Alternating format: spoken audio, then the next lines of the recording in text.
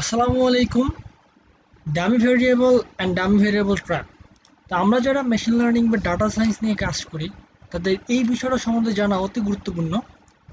তো আজকের এই ভিডিওতে আমরা ডামি ভেরিয়েবল কি, এটা কিভাবে কাজ করে, ডামি ভেরিয়েবল ট্র্যাপ কি এবং এটা থেকে আমরা কিভাবে রক্ষা পেতে পারি এই বিষয়গুলো নিয়ে আলোচনা করব। দেরি না করে চলুন শুরু করা যাক।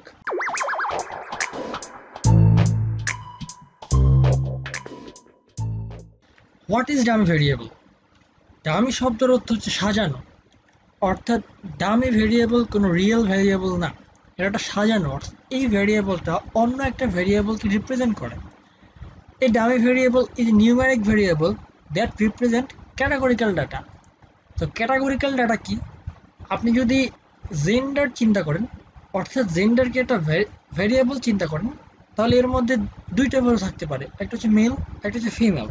তো আমরা যদি কোনো একটা ডাটা সেটে মেল এবং ফিমেল এটা ক্যাটাগরিক্যাল ডাটা হিসেবে দেখিয়ে আমরা সেখানে অ্যালগরিদম অ্যাপ্লাই করি, তাহলে কিন্তু আমরা সেখান থেকে ভালো ফল পাবো না। এটাকে যদি আমরা কোনো একটা নিউমেরিক ডাটায় কনভার্ট করতে পারি, তাহলে মেশিন এই বিষয়টা আরো ভালোভাবে বুঝতে পারবে, সে আরো ভালো প্রেডিকশন দিতে পারবে। কারণ মেশিন একটা ক্যাটাগরিক্যাল ভেরিয়েবল চেয়ে একটা নিউমেরিক ভেরিয়েবল দিয়ে বেশি ভালো কাজ করতে পারে। তো ডামি ভেরিয়েবল এই কাজটাই করে, অর্থাৎ সে একটা ক্যাটাগরিক্যাল ভেরিয়েবলকে নিউমেরিক ডাটায় কনভার্ট করে। A dummy variable is a variable that takes value of 0 and 1 where the values indicate the presence or absence of something.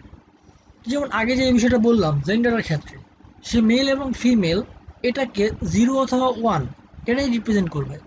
যেহেতু জেন্ডারের দুইটা ভ্যালু হতে পারে, তাই যখন আমরা এই জেন্ডার ক্যাটাগরিক্যাল ভেরিয়েবলটাকে ডামি ভেরিয়েবলে রূপান্তর করব, তখন সে দুইটা কলামে কনভার্ট হবে। তো সে মেলকে যদি 1 দিয়ে রিপ্রেজেন্ট করে, তাহলে ফিমেলকে রিপ্রেজেন্ট করবে 0 দিয়ে। If a categorical variable has more than two categories, it can be represented by a set of dummy variables. আমরা নেক্সট যে ডাটা সেটটা নিয়ে কাজ করব, এর মধ্যে যে ডামি ভেরিয়েবলটা রয়েছে এর তিনটা ভ্যালু রয়েছে। একটা হচ্ছে ফ্লোরিডা, একটা হচ্ছে নিউ ইয়র্ক, আর একটা হচ্ছে ক্যালিফোর্নিয়া। তো এইখানে যেহেতু দুইয়ের অধিক অর্থাৎ তিনটা ভ্যালু রয়েছে ক্যাটাগরিক্যাল ভেরিয়েবলটার মধ্যে, তাহলে এই ক্যাটাগরিক্যাল ভেরিয়েবলটাকে যখন আমরা ডামিতে কনভার্ট করব, তখন সে এক সেট ডামি ভেরিয়েবল দিয়ে আমার এই ক্যাটাগরিক্যাল ডাটাটাকে রিপ্রেজেন্ট করবে। যেহেতু এখানে তিনটা ভ্যালু আছে, সে তিনটে কলাম দিয়ে একটা ক্যাটাগরিক্যাল ভ্যালুর যে কলামটা রয়েছে সেটাকে রিপ্রেজেন্ট করবে। আচ্ছা, তাহলে এটা হচ্ছে ডাটা সেটের একটা অংশ। তো এখানে আপনি স্টেট কলামটা লক্ষ্য করুন। তো এর মধ্যে আমি যেটা বললাম তিনটা ভ্যালু রয়েছে, নিউ ইয়র্ক, ক্যালিফোর্নিয়া আর ফ্লোরিডা। তো এটাকে আমাদের ডামিতে কনভার্ট করতে হবে। সেটা করার জন্য আমাদের এই কোড সেকশনটুকু রয়েছে। এর বিস্তারিত এর নেক্সট টিউটোরিয়াল যখন আমরা করব, তখন আমি বলে দেবো আপনাদের। যখন আমরা এই কোড সেকশনটুকু এক্সিকিউট করব প্রিভিয়াস ডাটা সেট, অর্থাৎ এই ডাটা সেটটার ক্ষেত্রে যখন আমরা এই কোড সেকশনটুকু এক্সিকিউট করব, তখন আমরা যেটা পাবো সেটা হচ্ছে এটা। অর্থাৎ দেখুন, 0 1 2 এই তিনটা কলাম শুধু 0 এবং 1 এই দুটোতে রিপ্রেজেন্ট করতেছে। অর্থাৎ আমাদের যে স্টেট কলামটা, এই স্টেট কলামটাকে ডামিতে কনভার্ট করার পরে এই তিনটা কলাম দিয়ে সে ওই স্টেট কলামটাকে রিপ্রেজেন্ট করতেছে। যেহেতু আমি যেটা বললাম যে ওখানে তিনটা ভ্যালু রয়েছে ক্যাটাগরিক্যাল ভেরিয়েবলটার মধ্যে, তাই তিনটা কলাম দিয়ে ডামি ভেরিয়েবল ওই একটা কলামকে রিপ্রেজেন্ট করতেছে। তো আপনারা যদি আবার মিলিয়ে দেখেন তাহলে দেখতে পাবেন যে প্রত্যেকটা ডাটার জন্য ডামি ভেরিয়েবলস ইউনিক। অর্থাৎ নিউ ইয়র্কের জন্য যেটা, ফ্লোরিডার জন্য আলাদা, সেম হচ্ছে ক্যালিফোর্নিয়ার জন্য আলাদা একটা ভেরিয়েবল। অর্থাৎ প্রথমটা যদি 0 0 1 এটা যদি হয় নিউ ইয়র্কের জন্য, দেখেন পরে আবার কোনটা রয়েছে 0 0 1, অর্থাৎ 4 নাম্বারটা। আমরা যদি চেক করে দেখি 1 2 3 4, 4 নাম্বারটা হচ্ছে নিউ ইয়র্ক। তো আপনারা এগুলো মিলিয়ে দেখতে পারেন। তো নেক্সট হচ্ছে dummy variable trap. A scenario in which two or more variables are highly correlated.